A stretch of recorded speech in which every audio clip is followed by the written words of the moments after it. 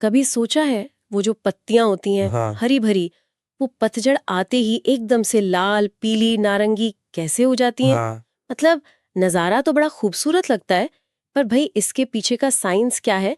आज हम इसी रंगीन पहेली को समझने की कोशिश करेंगे। हमारे पास एक छोटा सा लेख भी है, पत्तों के रंग बदलने का रहस्य। कोशिश यही रहेगी कि इस बदलाव के पीछे की जो केमिस्ट्री है ना, उससे पकड़ें। बिल्कुल। और ये सिर्फ देखने में ही सुंदर नहीं है, इसके पीछे का जो विज्ञान है वो भी काफी दिलचस्प है। जैसा लेख में भी इशारा है, जी। ये कोई बस ऐसे ही नहीं हो जाता। पेड़ के जीवन का, उसके साइकिल का एक बहुत जरूरी और सोचा समझा हिस्सा है ये। हम्म। मतलब पत्तियों के अंदर ना पूरी एक केमिकल प्रक्रिया चलती रहती है। तो कहाँ से शुरू करें? गर्मियों से। लेख में बताया है कि पत्तियों का हरा रंग क्लोरोफिल से आता है। यही वो चीज है जो सूरज की रोशनी से पेड़ के लिए खाना बनाती है, हम्म।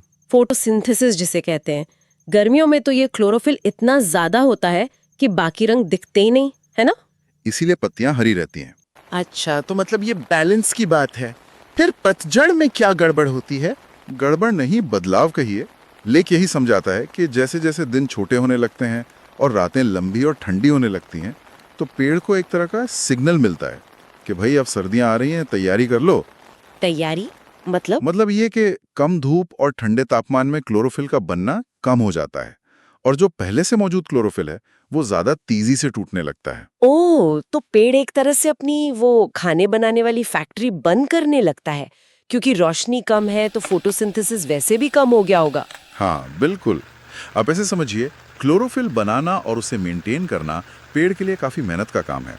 इसमें ऊर्जा लगती है, पोषक तत्व लगते हैं।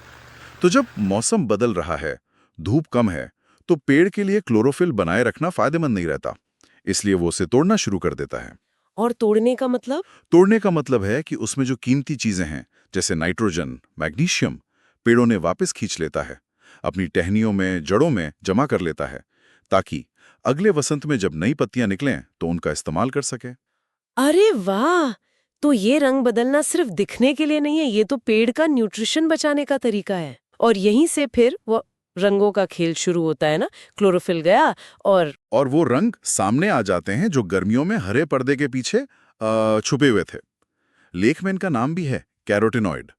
ये वही पिगमेंट हैं जो गाजर को नारंगी या मक्के को पीला रंग देते हैं।